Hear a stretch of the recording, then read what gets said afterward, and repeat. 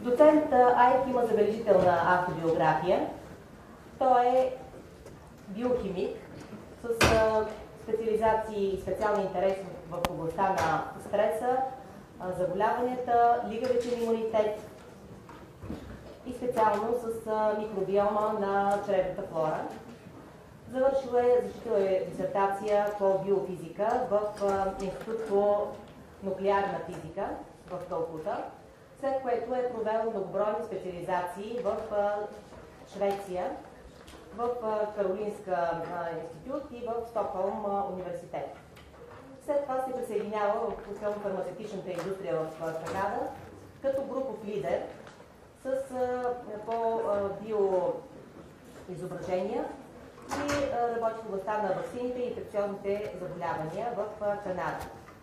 От 2009 година се присъединява към екипа на Националния институт по научно образование и изследвания като доцент и е първия ръководител на училище по биологични науки. По-настоящем е декан по международно развитие и планиране на ресурсите в този университет. Така че аз смятам, че за нас е голяма чест, че ще имаме възможност да се запознаем с неговата презентация на тема Probioticът Lactobacillus Bulgaricus, как може да инхибира туморния растеж чрез реполяризиране на макрофаги. Това е изключително важен въпрос за общественото здраве, тъй като знаете, че раковите образования са едни от социално значимите заболявания в България. Така че аз смятам, че всички, които присъстваме тук, ще научим нещо важно и полезно в областите, в които работим.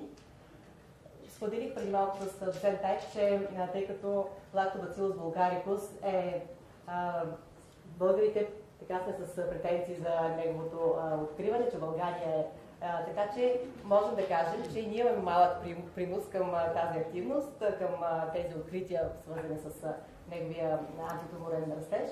Така че имаме нещо общо с неговата разработка.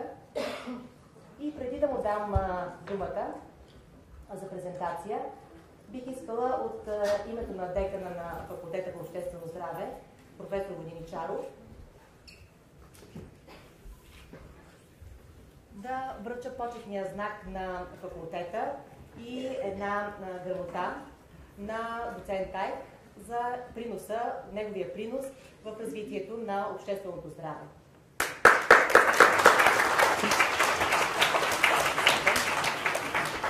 Congratulations. So you say name as Professor Lumeria, right? Lubrinova. Каролина изпете, Любомира. Това е знакът.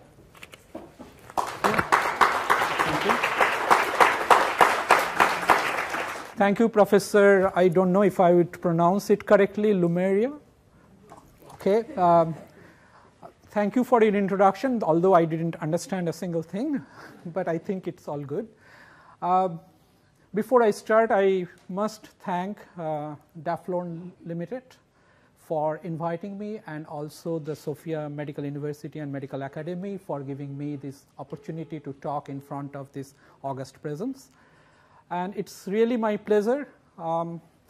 I planned the talk for a little elaborate way, but I just realized from the professor that I don't have that much time. So what I will be doing in my talk, I will try to skip some of the parts which may not be that relevant for the talk. My talk will be mostly focused on the work that I am doing in collaboration with Дафлорн, with the probiotic that they own, Lactobacillus bulgaricus DWT1, in the formulation with Streptococcus thermophilus DWT4. And we have some very interesting and novel observations, results that we found and which has been communicated. So some of the informations are confidential, so I would request the media not to make it public right away. So that's a request because it is in consideration for publications. So with that, as you can see, there are three words: ideation, validation, and innovation. And this is the title of my talk. So what we are trying to do, basically few years back when we first got in touch, the Dafflorn and myself, with a mutual interest to understand the role of this particular probiotic formulations, which has a lot of potentials. This is how we started, with some idea. Then we started doing some experimentation to validate our ideas. And then finally, we are now in a stage where it can lead to new innovations. And that's how we are trying to do. And as you already know, I am in NISER, National Institute of Science, Education and Research in India. And before that, I was in VIDO, working mostly on the stress-related association. This was my group there. I will not spend much time. Right now, I am here, which is in the northeast part of India. This is our current institute. And this is, if this is India, we are here. And this is the state. So we are very close to the seashore. And this is just an overview of the campus. We give courses, integrated MSc in various disciplines, also integrated PhD and the regular PhD programs. And this is the theme of my work that depends on the gut feeling, working with all the gut microbiota. This is my current group. In 2009, I moved from Canada to India to get these positions. And these are some of the areas, apart from this Lactobacillus bulgaricus, that my groups are working. This is related to the effects of diet on gut microbiome, gut development and immunity, fecal microbial transplantation, sleep disorders, and the brain activities and their effect on the gut microbiota, as well as the colitis-induced arthritis. So with that, I will be getting into this topic, which is mainly dealing with probiotics. Now, there are few keywords in my lecture today. First one is probiotics, and probiotics cannot start without this mention of this person.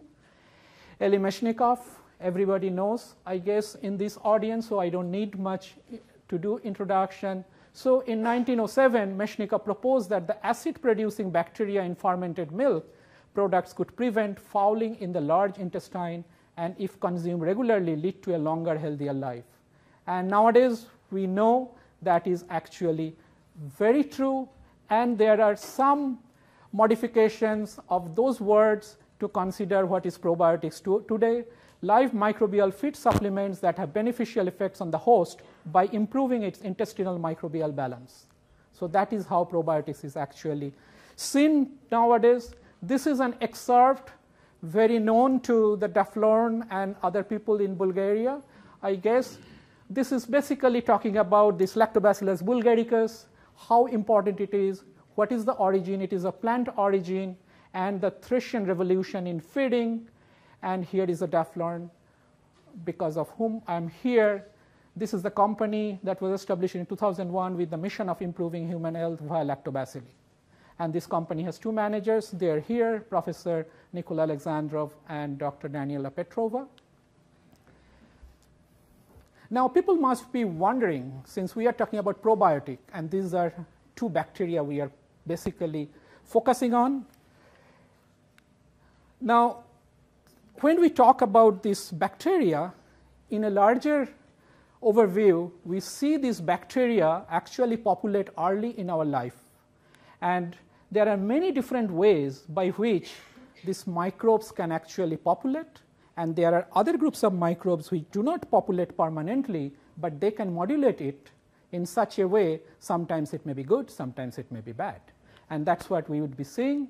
And these are the factors that are affecting the intestinal microecosystem, because as we know, gut is considered as our second brain, and this microbiota population in the gut is actually one of the largest that can be found in our body.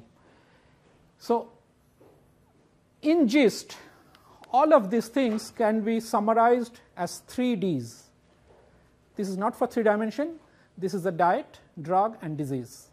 So basically, these are the 3 different ways how microbial population in our body, and especially in the gut, I'm emphasizing on gut because it harbors the maximum, the largest population, can be perturbed. And when perturbed, it can lead to various different problems. And when those problems come, we try to find out the characteristics of this bacteria known as probiotics, how they can be effective.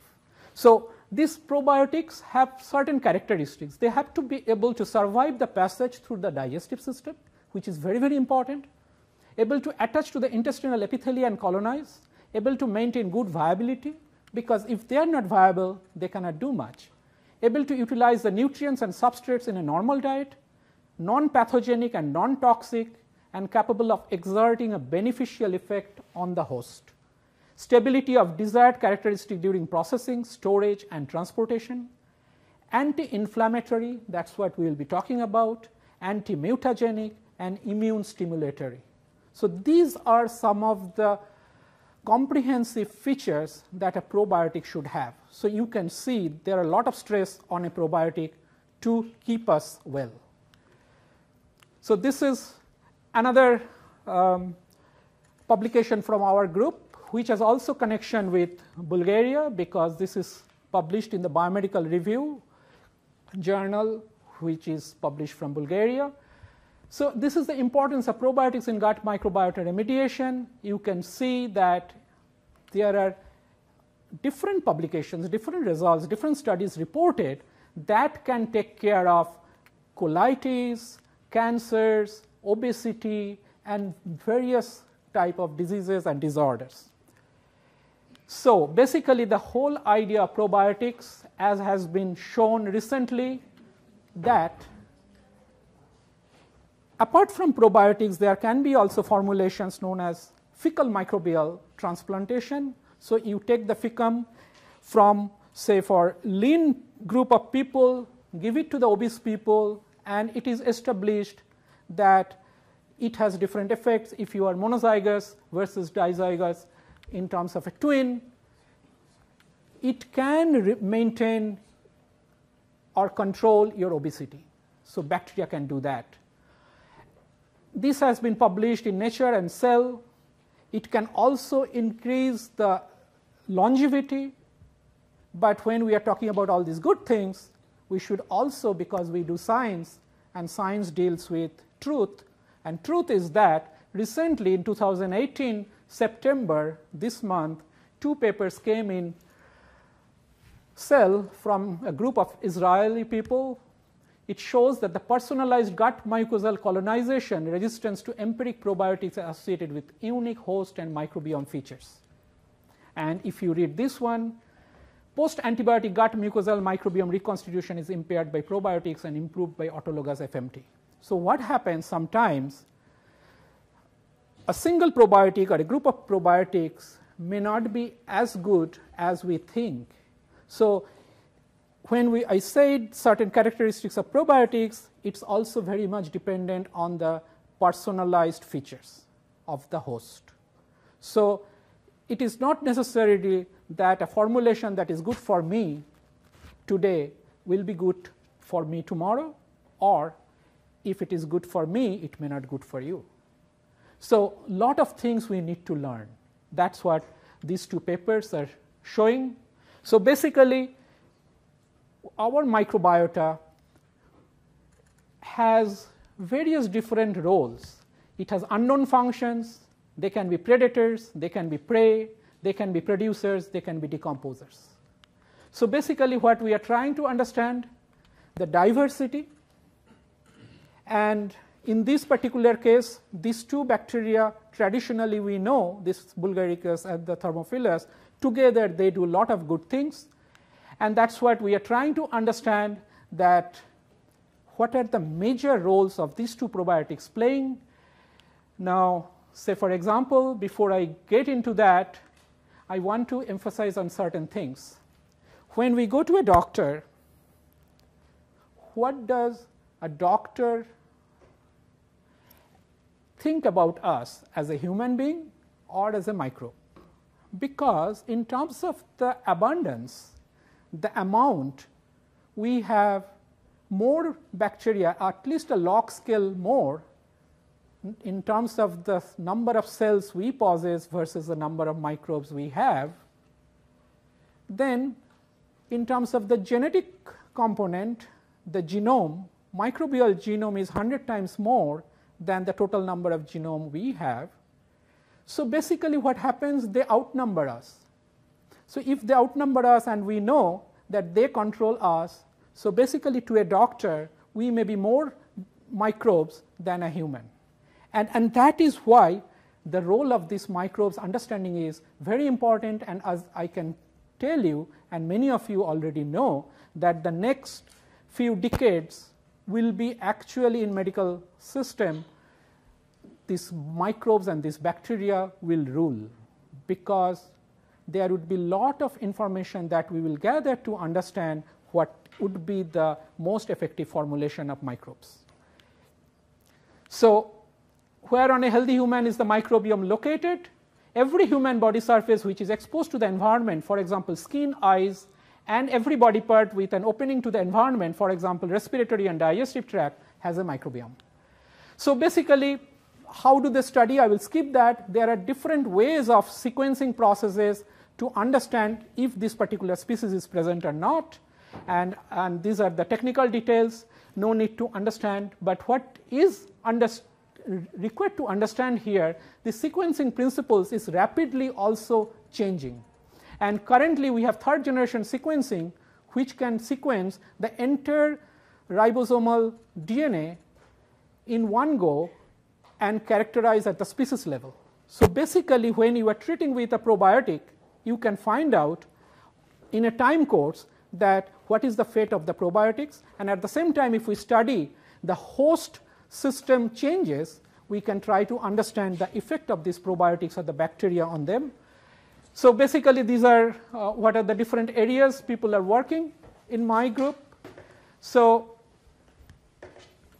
one more thing I will tell before I jump into the probiotic study is this. All my work right now today I will be presenting is done on mouse system. So what happens, we try to understand microbiota is present today at this time in my system in a particular way. I analyze that. Tomorrow at the same time at 3 o'clock or 3:30, if I take my sample again, it may have changed. It may have changed because yesterday I was taking some food or some medicine which is stopped now. And this dynamics is very important, and people are trying to understand this dynamics of the perturbation of the microbiota in various different ways. And that's why what is happening, this targeted manipulation of the gut flora is increasingly being recognized as a means to improve health. But if you try to do these experiments with the human system, it's not possible, right? We cannot experiment with humans any way that we want. Although clinical studies are important, but we have limitations, and therefore the rodent models represent an invaluable tool to study the host microbiota interface. And the mammalian epithelial surfaces, especially in the gut, are colonized by a large number of microorganisms collectively known as the microbiota. Now, so far I said microbiota, we can actually move to call it bacterium, because the major population in this microbiome is bacteria. And why bacteria? Bacteria in gut have various functions, including the production of essential nutrients and co-metabolization of food, colonization, secretion of certain immune complexes. But the problem is defects in host genes controlling bacterial homeostasis or alterations of the gut microbiota composition have been associated with complex diseases, including inflammatory bowel disease or IBD, diabetes, and asthma. And as a result of that, people have shown that in some particular cases, complex diseases have been linked with the presence of specific bacteria like Prevotella. And also it seems likely that bacterial communities and not specific bacteria determine susceptibility towards complex diseases, a concept that has been introduced as the pathobiome. So basically the bacteria is basically the theme that is coming out, whether for remediation or alleviation of a disease or for causing a disease. So basically you have seen that this is well established that the gastrointestinal abnormalities can be improved by probiotic treatment in autism spectrum disorders. Fecal microbiota transplantation is highly effective for the treatment of recurrent Clostridium difficile infection. And today we will be seeing that this particular cocktail, this formulation is very effective even treating pancreatic cancer. And that's the model we have used in a mouse model system. So it is our time now to establish that, yes, probiotics, if it is understood properly, it can be utilized for our benefit. And that is how we are saying. Now, some of the terminologies, abbreviations I need to tell you. This ST prime is the Salmonella typhimurium, serovarenterica. LDB is the short form of Lactobacillus delbrueckii Bulgaricus, DWT1, and Streptococcus thermophilus, DWT4. This is the multiplicity of infections. And what we have observed here, this red line, this is the survival in vitro study to begin with the murine macrophage cells. So these are the macrophage cell lines from the mouse, raw cell lines. Here you can see Salmonella treatment after 6 hours of infection killed most of the cells. When we were using, and the blue one is the control, when we are treating with different MOI of this probiotic formulation of Дафлорн, what we found here that up to 10 MOI, they are quite good in terms of their survivability. However, when we are increasing the MOI a log scale higher than 10, then it has some issues. And then we try to understand why it is like that. So this is a very interesting serendipitous observations we had. So it is not that something we expected, because so far nobody in this world expected this, and there is no such report. What we observed? You see, we have two graphs, pro-inflammatory, anti-inflammatory. These are some selected genes representative of the pro-inflammation, and this is in anti-inflammatory. So what we observed, again in vitro, in the murine macrophage cells, we treated them with LDB-ST, and we have selected MOI of 10. And what we observed over time, you were seeing this is the interleukin 1b, interleukin 6, 12, inducible nitric oxide synthesis, and TNF. So these are all pro-inflammatory. We are seeing with time their expression level increases.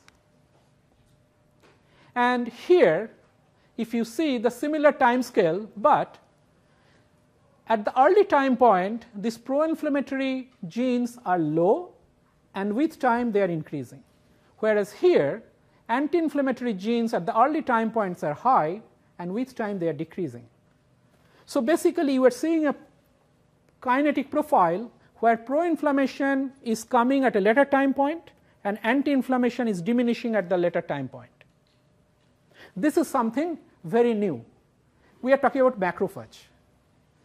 Since what happens in macrophages, it is known there are two polarizations. One is called M1, coming from the Th1 type, that happens with the T cells, like the pro-inflammation, and the M2 type, the anti-inflammation or more tolerogenic macrophages. So here what we are observing, the first time a probiotic that is showing it is capable of switching the polarization of the macrophages with time. This is in vitro. So it is exciting, but we are not too ecstatic about it yet until we show it in vivo. Now, what happens here, this is the result we confirmed at the protein level. So that was at the transcriptional level, at the mRNA level, which is more sensitive. Then of course we need to establish if at the protein level it is happening. Yes, we confirm the same thing, it is happening. So pro-inflammation increasing at a later time point, anti-inflammation decreasing at a later time point. So first anti-inflammatory M2 type, and then M1 type. Then we did the entire microarray, the gene expression at the genomic level, to find out how this is. And these are the anti-inflammatory, this is the pro-inflammatory, this is the expression level. So this is less, this is more. So you can see with the time, yes, that is exactly what we are observing. So even it is not just with selective genes. In general, when we did a transcriptome analysis, this is also valid. Again, still it is so far in vitro. And then what we try to do, more at the protein level with iNOS and arginase, which are again for pro-inflammation and anti-inflammation, and also at the specific surface receptor CD206 and CD11C, specific for M2 and M1 on macrophages, what we can see the exact kinetics. So you are having CD206 for the M2 marker is high and then decreasing with time, and this is a CD11C for the pro-inflammation, it is going up. And this is very interesting at 4-hour time point, that there is no real polarization. So then we analyzed all this. I am not telling all this, but then we thought, okay, so this murine macrophages may have some particular orientation, and now they have changed following this probiotic formulation treatment. What happens if we actually induce by some other way? There are many known ways. IL-4 treatment is one of the ways that you can convert the macrophages into a M2 type polarization. So we did that. So IL-4 treated, and we took the representative I am showing here, IL-10 and the TNF alpha, anti-inflammatory and pro-inflammatory. We saw that without much problem, when this IL-4 treated transcriptional level or protein level, yes, these are M2 type, because you see the activation of the anti-inflammatory but no activation of the pro-inflammation. But when we treated IL-4 followed by an LDB treatment means LDB plus Streptococcus haemophilus, these formulations, we see yes, it is now converting, and without IL-4 when we put LDB, which we have shown before, yes, it is doing. So this formulation itself is so potent that whether the original polarization is M2 or not doesn't matter, it will make it to M1. Now what does it tell it, especially to the students who are new to immunology? In the cancer biology, it is well known that there are macrophages associated with tumor. We call it TAM, tumor associated macrophages. Usually they are M2 type when tumor is growing. If M2 type macrophages can be polarized to an M1, it kills the tumor cells. So basically that's what it gave us the idea that not only this is fascinating in terms of a basic research that yes, first time some probiotic formulation is polarizing, changing the polarization of macrophage from M2 to M1, but it has an application. And what we did before we get into this application, I told you that was in vitro. Then we moved to the ex vivo with two different types of mouse. One is a C57 black 6, which is by default a Th1 biased mice immunologically, and a bulb C mice which are Th2 biased immunogenically. So basically we took both kind of mice and extracted the peritoneal macrophage ex vivo. Now before, raw cells were the transformed cell lines. So now we are doing with the primary cells, and we did the same experiment, and yes, we saw the same thing. These are the pro-inflammatory genes, this is bulb C, this is anti-inflammatory genes, this is with C57BL6. We see the similar results. Initial time, no pro-inflammation, more anti-inflammation, irrespective of the Th2 or Th1 bias of the mouse. So genetic variation doesn't matter. Then from ex vivo, next we gave this probiotic formulation intraperitoneally. And then after some time, we extracted the macrophages and try to see what is happening there. So you see the logical consequences. First in vitro with the transformed macrophages, then the primary cells from the peritoneum. Now inside the peritoneum the probiotics have gone, and they are also doing the same thing, as you can see. Then what would be the logical consequence next would be in vivo. So in vivo also two different things. What we are trying to do, we are giving oral gavage because here what we have done, we have given in vivo intraperitoneal, but nothing is better if we can take it orally. It is non-invasive way, and if the formulation is potent enough, it passes through, as I said, that has to be one of the characteristic effective feature of a probiotic. If it survives and goes, and if it does the same thing, although we don't know how it is doing, the mechanism has to be still established.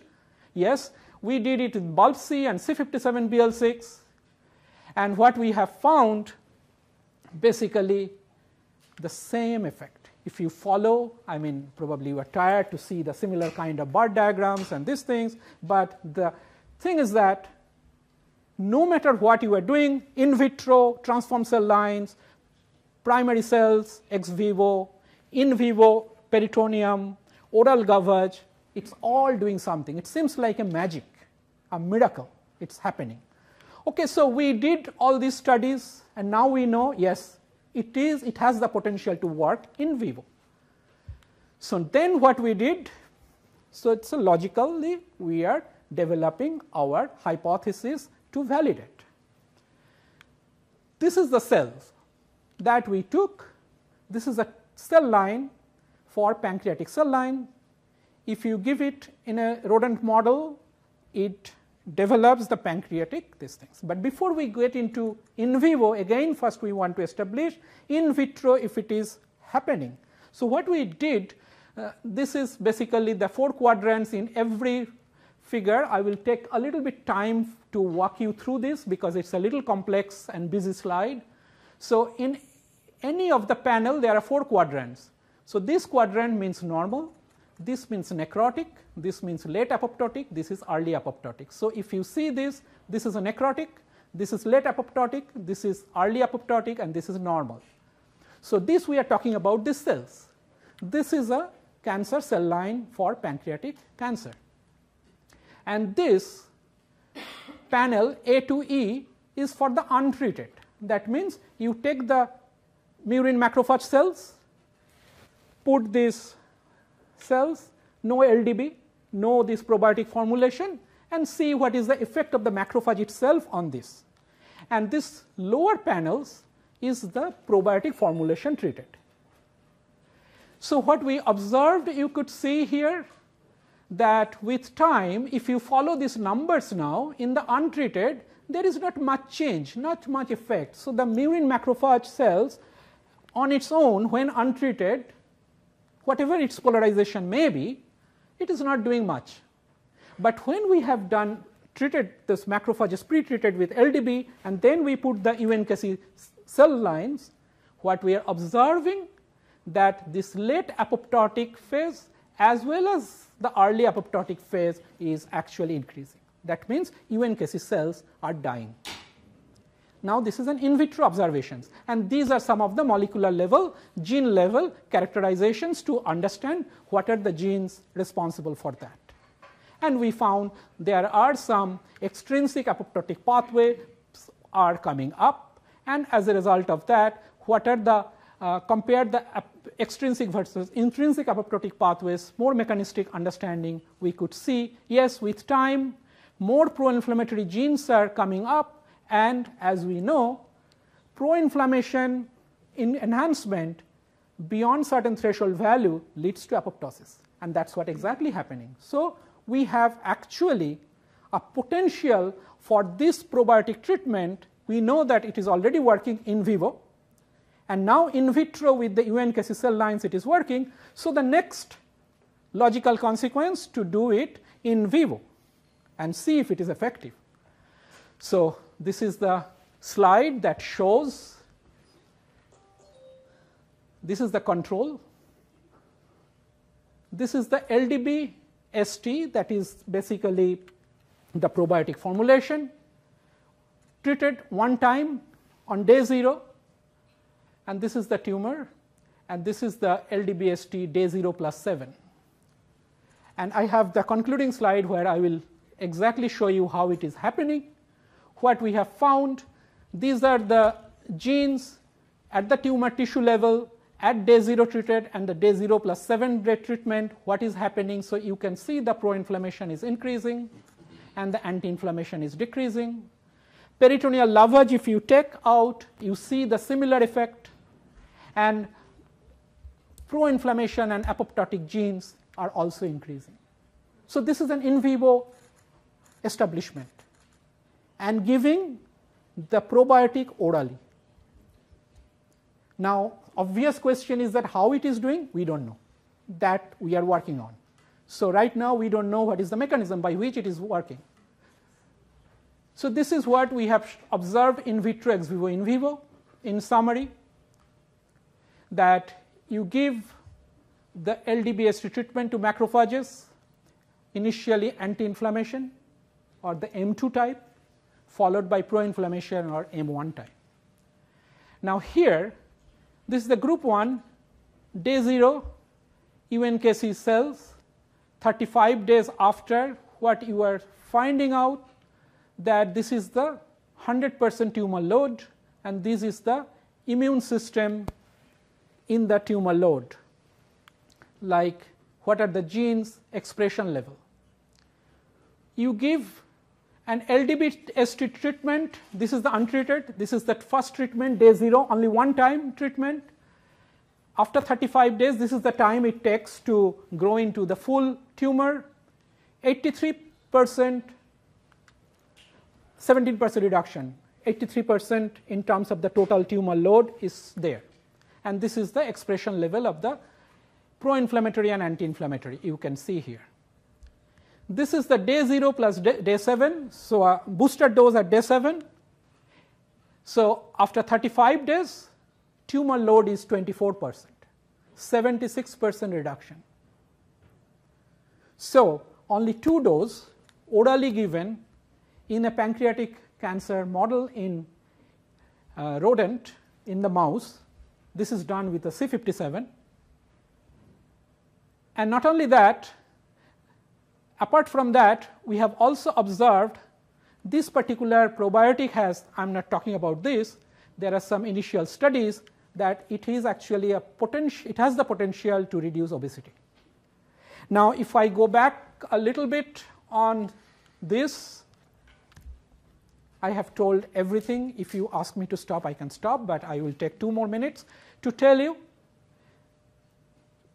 Here you can see with this complex Venn diagram how the genes, the number of genes are changing from uncontrolled to time course. So what is happening, you can see there are 20,000 genes. Out of that you are seeing maybe 2,000 or 1,000, 10% to 5% genes are differentially regulated following your treatment. And some of them are common between 2 conditions, 3 conditions, 4 conditions, that is how Venn diagram is, and some are very unique. Like these are the unique number of genes that are differentially regulated, up-regulated or down-regulated at 1 hour. So what it means, out of all those genes, we found predominantly either pro-inflammatory or anti-inflammatory depending on the time course, they are differentially regulated.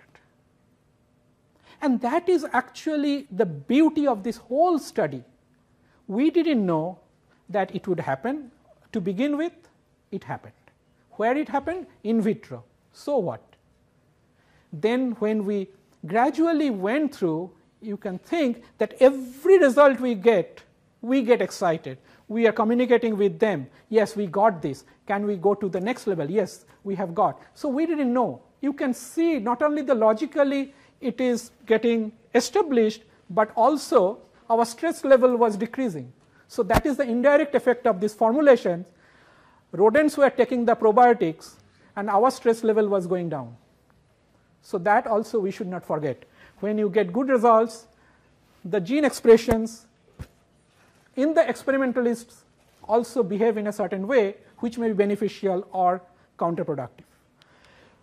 So these are some of the control studies before anybody asks about this. Say for example, if you take another lactobacillus, what happens? This is the result. This is the Lactobacillus acidophilus. No. So it is not that any lactobacillus would do that. And this is a control with the Salmonella typhimurium. It's all pro-inflammation, no anti-inflammation. Of course, this is a pathogenic bacteria. That's what it will do. Whereas Lactobacillus acidophilus, a gram-positive bacteria, a probiotic, established probiotics, but no, it is not doing that. So I'm just skipping that. What happens if you take heat-killed formulation of this? We gave the live heat-killed. You see, there are some effects, but not as effective as that. So this is very, very important that the viable cells actually or the bacteria goes inside. So these are some of the controls I wanted to say. That was the last, and this is my way of thanking you, because what we are observing, irrespective of which probiotic you are taking, that it has benefit in one way or the other. But which way, that is the important thing that we need to understand, and each formulation has its own benefit. And what is next is basically, apart from clinical studies, the different combination of formulations. Say for example, we did it with young adult mice, 6 to 8 week old mice. What happens if we do it neonates? Will it be effective in neonates?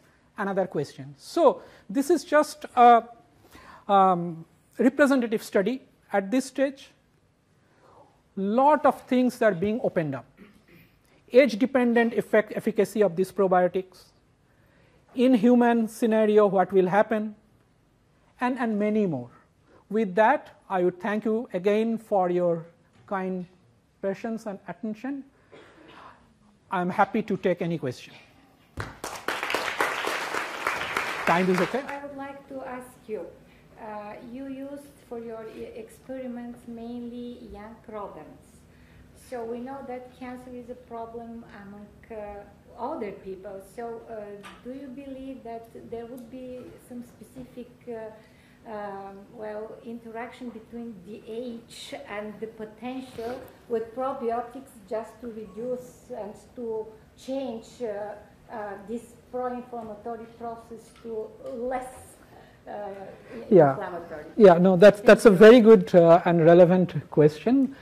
We have seen with other probiotics, there are some age-dependent things. Say, for example, this particular slide that I'm showing here, there is a Lactobacillus rhamnosus GG, which are good in neonates to prevent Salmonella diarrhea, but in the adult, Salmonella diarrhea doesn't exist, especially in terms of typhimurium.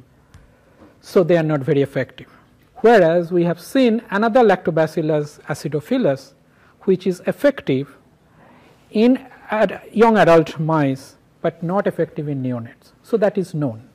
With LDB, these formulations, we haven't done that study, but certainly what we are thinking here, because the mode of action for those other two lactobacillus that we have seen and age dependent things for preventing Salmonella typhimurium induced diarrhea is in a different way.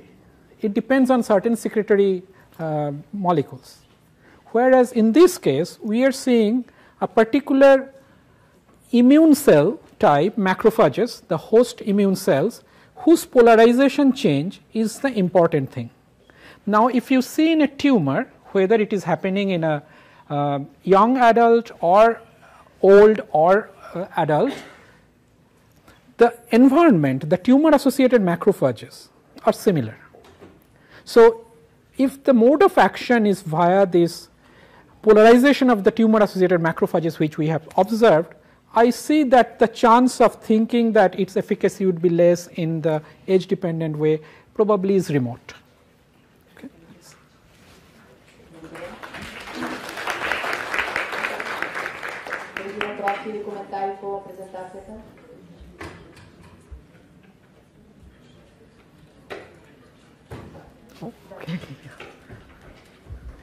Thank you again for the very interesting lecture. And my question is, we probably haven't done this yet for a long period, but have you explored for how long the probiotics have to be taken so we have this healthier and longer life that you promised us? Okay. Because no one is telling, there are different prescriptions, and usually no one is telling for how long of that might be differ from different dependencies. That's true. I think, again, a very good and relevant and probably even harder question to answer. You know, science depends on hard facts. So I think our data right now is, I mean, ours doesn't mean only ours. Globally, I am saying the information that is available on probiotic study or microorganism study is very little. Still, we have to wait.